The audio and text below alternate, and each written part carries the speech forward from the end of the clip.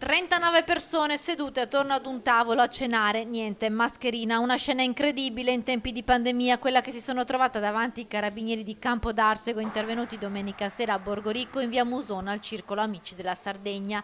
I commensali stavano cenando tranquillamente in barba alle disposizioni anti-Covid, molti arrivavano da altri comuni e nessuno rispettava le distanze di sicurezza o l'uso della mascherina. I militari dell'Arma sono arrivati sul posto dopo la segnalazione di alcune persone insospettite dal notevole andirivieni di auto nel parcheggio del circolo.